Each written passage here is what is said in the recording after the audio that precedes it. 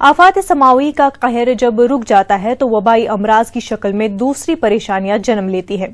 कर्नाटक के कर्ग और केरल में आए तबाहकुन सैलाब के बाद साहिली इलाकों में मुख्तलिफ वबाई अमराज ने लोगों को परेशान किया है। भटकल में रैट फीवर ने लोगों में दहशत फैला दी है।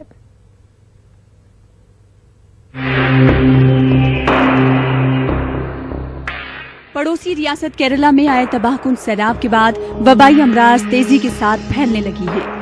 इसके असरात कर्नाटक के साहिली इलाकों में भी नजर आने लगे हैं। भटकल में जानलेवा रैट बुखार फैलने का खदशा जाहिर किया जा रहा है और बताया जा रहा है कि इस बुखार की जद में आकर 2 लोगों की मौत वाकई हो गई है। देही इलाकों में 2 लोगों की मौत के बाद भटकल के शहरी म्युनिसिपल हुदूद में ये बुखार तेजी से फैल रहा है।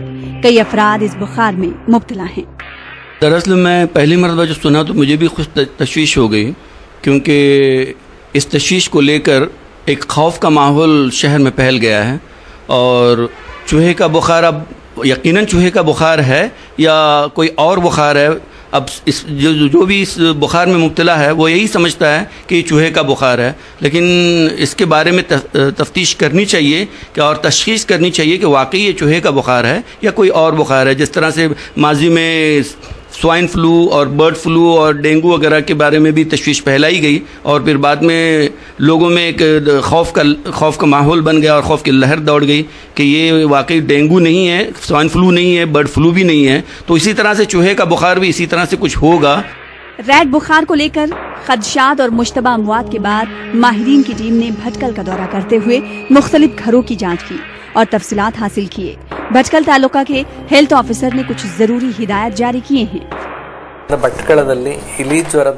ये बुखार एक वबाई मर्ज है। इस बुखार की कई अलामतें हैं। सर में दर्द होता है, जिस्म के कई हिस्सों में तकलीफ होती है, आंखें सुर्ख हो जाती हैं, खे और दस्त शुरू होते हैं, फेफड़े मुतासिर होते हैं।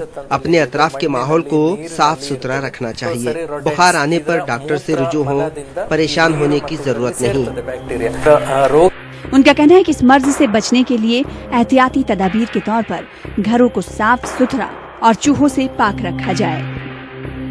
न्यूज़ 18 उर्दू के लिए भटकल से सैयद अहमद सालिक की रिपोर्ट।